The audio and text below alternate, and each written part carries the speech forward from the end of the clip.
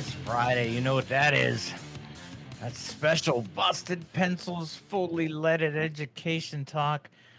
That's, Dr. Tim and Dr. Johnny on the ropes because it's Jacob's choice, producer's choice. And man, Johnny, I don't know about you, dude, but I get nervous on the nights before Jacob's choice because, Oh man, I get you know, excited. I get pumped up for it. I love the samples that he brings in, and then he catches us on our toes, keeps us live. Tim, we miss the live audience, and Jacob brings that element to us every week. but I'm not quick enough to put his questions into my AI consciousness, my digital twin, Oh, and Tim, you just tell him to get off your lawn. Keep it moving. well, I've just become so dependent on my chat buddy, Digital Tim. But Jacob, how are you doing, man? I'm not nervous, Jacob. I am excited. So He's got just his to let medical you know, glasses on. Well, I'm glad you're excited, Tim. I would hate for you to be worried about my questions, like I'm going to try to get you or something. I mean, we're all in this together, I think. my past experience with teachers is that most of them are out to get you. That's true. That's true. I've heard that so many times, especially with the two that I work closest with. All right, it's time for the Producer's Choice Show. Here's the theme song. Anything goes. It's going to be producer's choice. Ow! You now have two choices. Chairman of the board, Jacob. Ow! Jacob, chairman of the board. I bet the board is spelled B-O-R-E-D. We choose to go to the moon. Life's full of tough choices in it. You chose poorly. Guys, thank you so much for being here. It really means a lot to me because you were on the first two editions of the show, and I thought mixed bag, and I wasn't sure if you'd come back, but I really appreciate you sticking with me here. This is the Producer's Choice edition of Busted Pencils. I'm producer Jacob, joined as always by two of the best guests that have ever been on their own show, Doctors Johnny Lupinacci and Tim Slecker. Guys, we've been talking about international students a lot on the program lately because of the president's wacko stand against Harvard and things like that. But today, I want to take us in a slightly different direction. Tim, Johnny, I want you to tell me a bit about our international educators today. It's a frequent topic of conversation in the education space, looking at the Scandinavian model or the Singapore model, on and on it goes. Education is handled differently all around the world, and these international methods all have their supporters and their detractors here in the United States. So here's the topic, guys. Tell me about an overseas education system, method, or individual educator that you want to highlight as being worthy of emulating here in America. Tim, because you're scared, we will start off with Johnny. I get the pole position on this. I think I'm going to take something that Tim is not going to go at because I kind of have a hunch of some of Tim's favorite international influences in education. Also, as it relates to the reason why he started this show. So I'll leave that for him, but that's a big one. And I'll let him get into that. And if he doesn't, I'll loop back around to it. But Jacob, my favorite thing about the international model of education, as I'm going to focus on higher education, is that primarily we are one of the few places that all of its public higher education is incredibly expensive for the learner. All right? Most public education options of higher education, via be trade school or a particular major at a college or a university, it might not be the elite private university that you want to go to, but public education is available to you via the government support, not in the form of loans, but in the form of how we have gone and understood our K-12 education here in the U.S. So it's almost kind of like we talk about universal health care. It's universal access to higher education as part of, dare we say it, right, socialist democracies, saying that education matters all the way into our adulthood. And if we want to have a learned community of folks, well, let's support them all the way through, not having them fall into debt in doing so, right? And so the student loan sort of pay large amounts of tuition model that has become so the norm here in the United States is not the norm in many of those international models that, Jacob, you're asking us about. And so I really appreciate that, and I like that. Some folks might also point out that it's a little bit different and there's more of a tracking system. It's harder to get into those universities. But, you know, that doesn't mean that there's not something for everybody in terms of apprenticeship, trades, all kinds of ways that we can fit into our community. Because, dare I say it, universities should be available to all, but it might not be the right choice for all until we make it a business. And then it's get everybody in those seats. So I like all the aspects, even the critique of it, I embrace and I like, because, you know, just because it's available doesn't mean everyone's going to choose it, right? And so I kind of like how that approach balances itself out. So public education all the way through higher ed, funded primarily by, you know, governments and tax dollars. There, I sound a little socialist there, but I like that model and I like that influence. Great question, Jacob. Johnny, I really think it's hard for people to understand in America because it's just so foreign to us. But like you're saying, in other countries, not all of them, obviously, but in many other countries, and especially I think we start thinking about Europe and Western Europe and the UK and things like that. I mean, the system is very different when it comes to higher education. And it's not just one system, Johnny, you could tell people about, but each of them have their own systems. But overall, it tends to be, like you're saying, much more state funded. And I'll give you, so it's primarily the models I would turn to as having figured this out really well. Germany, Norway, Finland, Iceland. You know, it's a tuition-free public university system. France and Sweden also offer education to students in the EU in general. So it's been something, you know, that those countries have been working on for some time and figuring out. Kind of around the time when we went into a heavy pay lots of amounts of tuition and get loans. So instead of the government saying, hey, we got your back, they were like, hey, we're going to make some money on your back.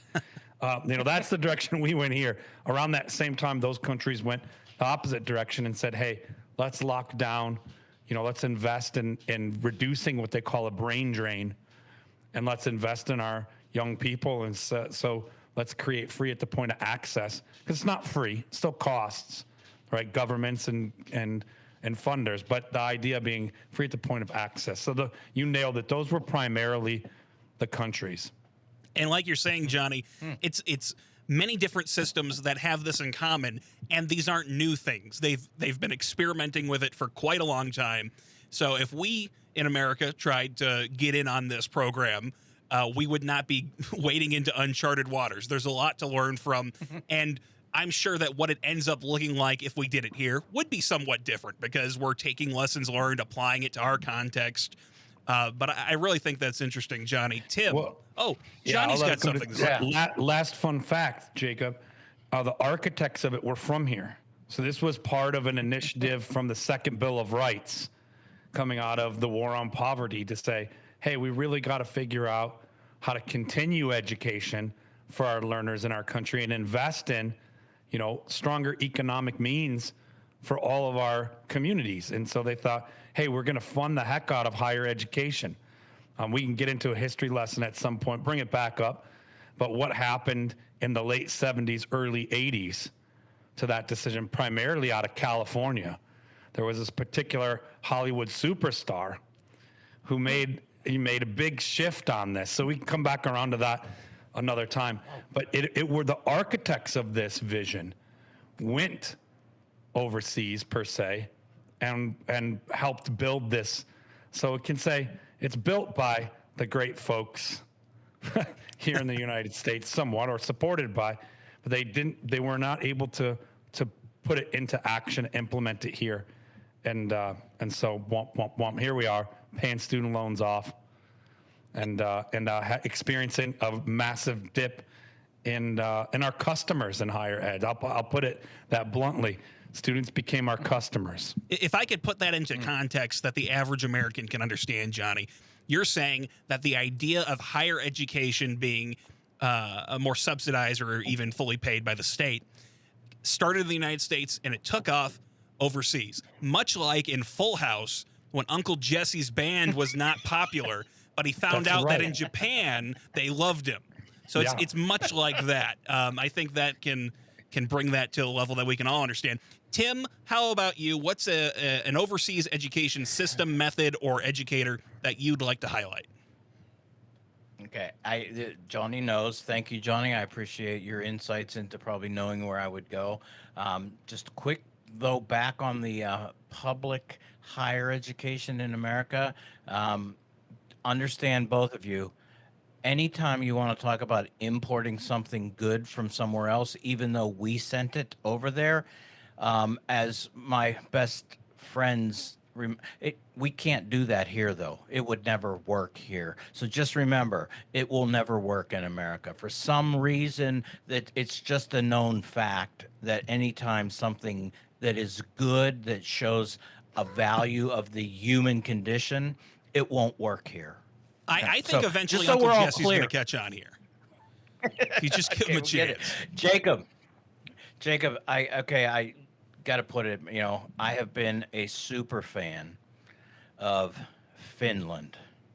In fact, Pasi Sahlberg, who used to be the head of what would be their education department, and his qualifications were not suplexing and embarrassing himself on TV to become the head of education in Finland.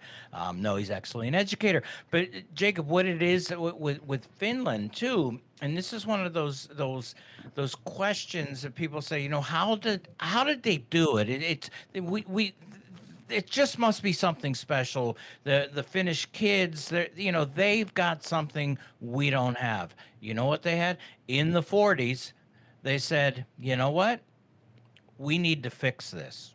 We need a better education system, and they put together a lot of smart people. They actually found smart people in their country and said, how do we design a public education system that is quality, that does an incredible job of educating?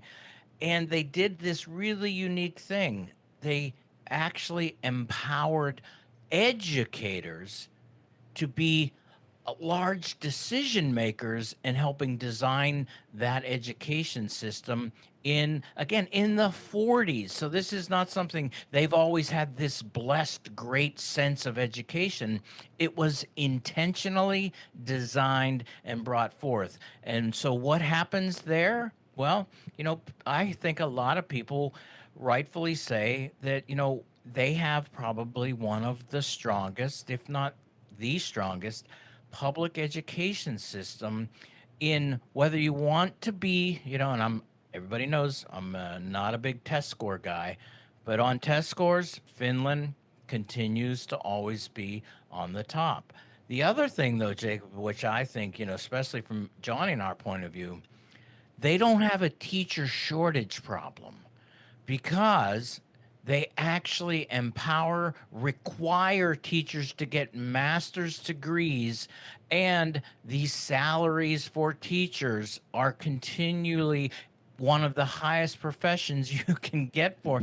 And that was designed in the 40s, intentional, to say, if we're going to have a great education system, we have to make the profession of teaching a profession that we value and see these people who are going to be teachers as the models that we want to emulate. So people talk about, what's it like to be a teacher? Ask that question to an American teacher. Ask that question to a Finnish teacher.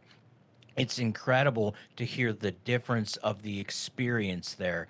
So when it comes to, that sense of it, I just really have spent my own time, reading.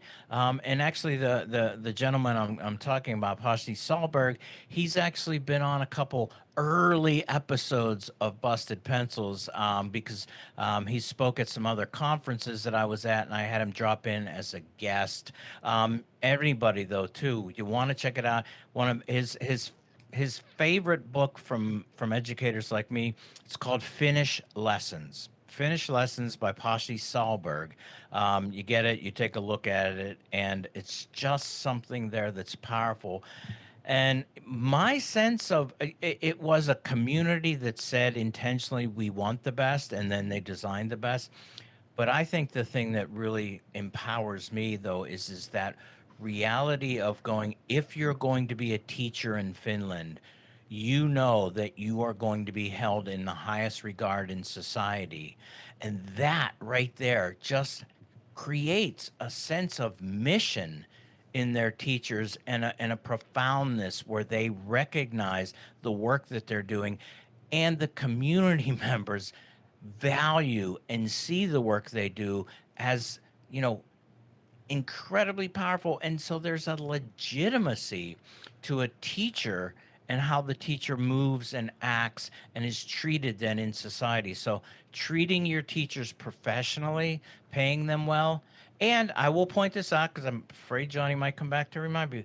They have incredibly high standards to get into their teaching colleges, to become teachers, because it is such a prestigious position when you attain the role of teacher in the country of Finland.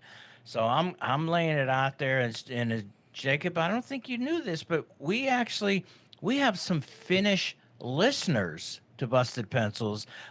When we were doing the live 5-day-a-week show, some of them even listened live despite that major time disadvantage that they had. So, hey, our Finnish friends, if you're downloading this podcast, there it is. Hats off to you. Busted Pencils, putting it out, loving you guys, loving you women, loving you teachers over there. And hey, Busted Pencils, we're ready to come to Helsinki and do live from Helsinki. Jacob, Johnny, and Dr. Tim. Busted Pencil from Finland, man. That's where I'm going, Jacob. Tim, you're on fire today. That was a very good answer, Tim. But I'm a little dense, Tim. I'm not the smartest. I'm not the smartest blade in the shed. So much like a real estate developer auditioning companies to see who should pour his foundation, Tim, I need concrete examples, Tim. So let's say, I just want to ask you, Tim, what's the difference if I'm Mr. Larry Johnson teaching in Kansas City or Mr. Kevin Lincoln and teaching in Helsinki? What is the difference in my day-to-day being empowered in Finland? Can you give me an example of that? The day-to-day, now this is one thing. Finland has a national curriculum. And so they actually kind of blow out where Johnny and I really can talk about localized. They have a very nationally agreed upon curriculum, and so where they're headed. And so teachers really talk about the strength of that ability to know this is what we're supposed to teach. This is what we as a country have agreed upon. And so that clarity right there of the teacher in Finland, in realizing that, wherever they go in Finland to teach, the expectations are incredibly high, but they're the same. And I think right there, that's a big difference here in America, that sometimes when you hear about the kind of the impermeability of teachers' ability to sometimes even just go from town to town, but let alone go from one state to the other, the disincentives that we put in place, for example, teaching licenses in one state not being recognized in another state. Again, standards that are incredibly different in one state. When do you teach what, being different? I taught this in 3rd grade when I was in Iowa, and now that I'm teaching 5th grade, it's back in the curriculum. So that's an example that I can, point to there. Does that help you, Jacob? That does help me, Tim. I feel a lot better now. Okay. And I feel like an educated Because I wanted to put a shine on your blade. Well, you know what's a Thank you. real common one, Tim, that is in there is a strong investment in early childhood education in the form of what they call universal educare, right? So there's mandatory, compulsory, what we call preschool, but it's not up to families to go find and pay a lot of money for. It's, preschool has become expensive like higher ed. So it's funded learning for everyone. And you won't find, and this is something I think our Finnish educator friends could speak more to, because they experience is that there are some differences, but the differences aren't as vast. And what I mean by that is there's more equity and equality across the schools. So there's not like, well, you're going to a bad school and I'm going to a good school. Funding is really not, leaving some schools in the lurch while other schools flourish. So there's more equity and equality across that. And Tim, I think you nailed it too, Jacob. They have high standards for their teachers. Again, their teachers don't go into crippling debt to become teachers, but they have high standards for it. Great schools. And that smart, wise investment is, if you put the money in to them when they're little, the return is higher when they're bigger. I think on the face of it, some people would think, well, if the standards are higher, then you'll have fewer teachers.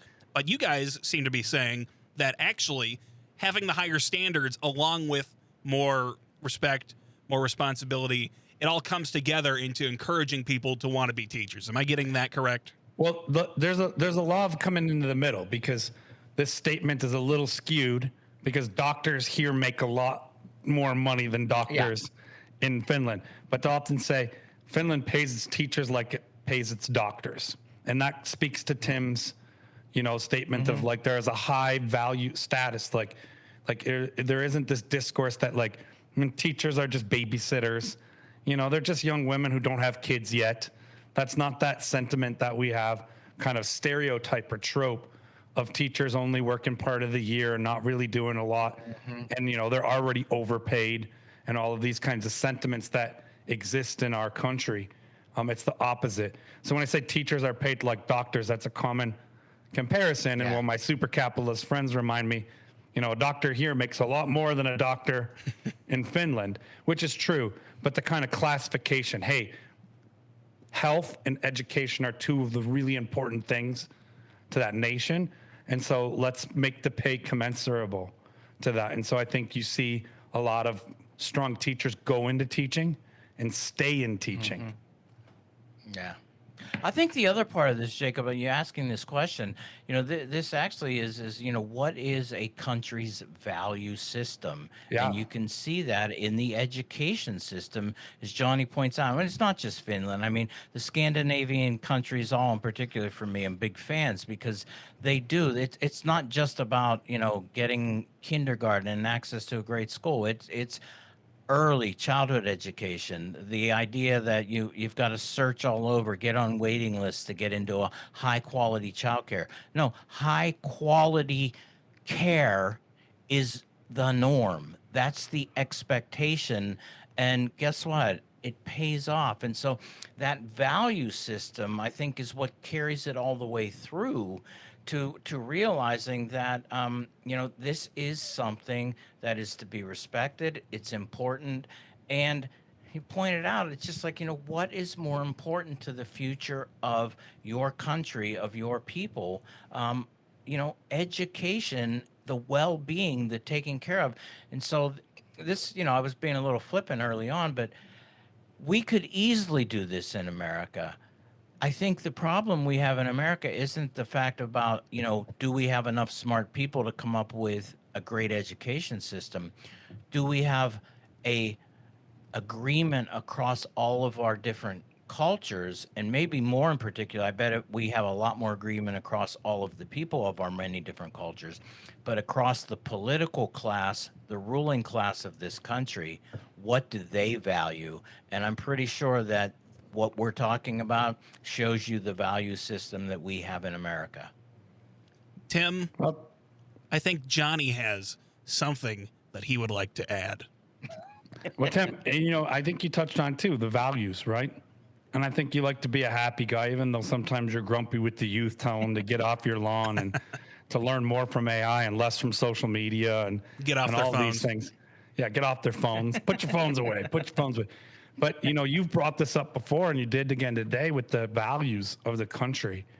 And we had a show, a few months back when the report came out around top ranking countries in the index of happiness. And, Yes. Finland is regularly in the championship position for this. And so, Right.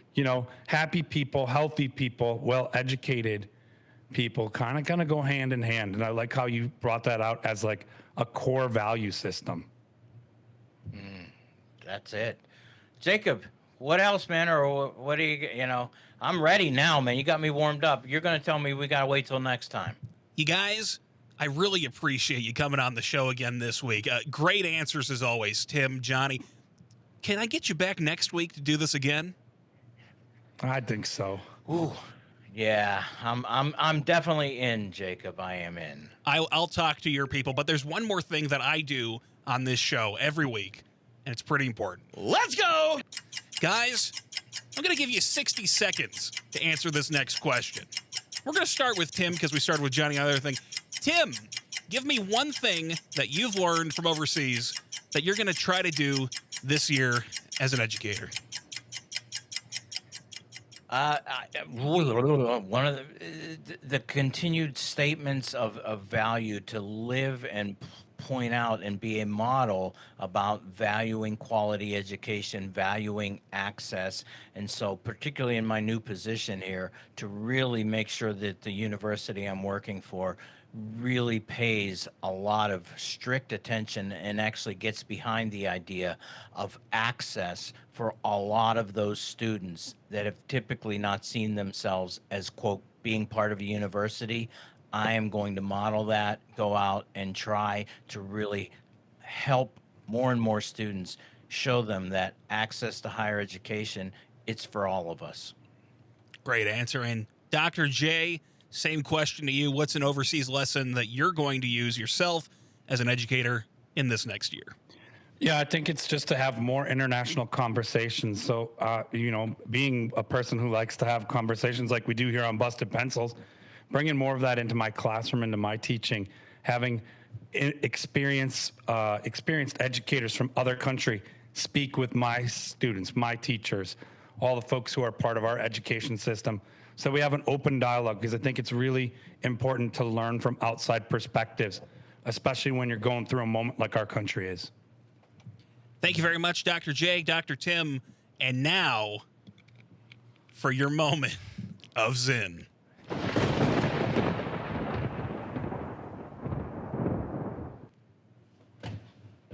I started studying history with one view in mind, to look for answers to the issues and problems I saw in the world about me.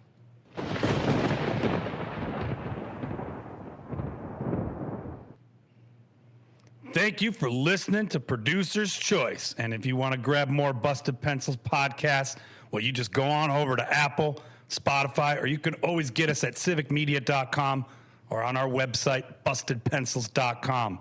You can always find great Busted Pencils content like today's show on Mondays for homeroom, Wednesdays for class and session, and of course on Friday like today for Producer Jacob's Choice. And Pencil Busters, you know where you can always find us. You can tune in and you can listen to the Busted Pencils broadcast on the weekend, on Saturday at 3 p.m. Central Time across all the Civic Media networks for 1 hour of your favorite blue-collar scholars, Tim and Johnny, and keep busting pencils.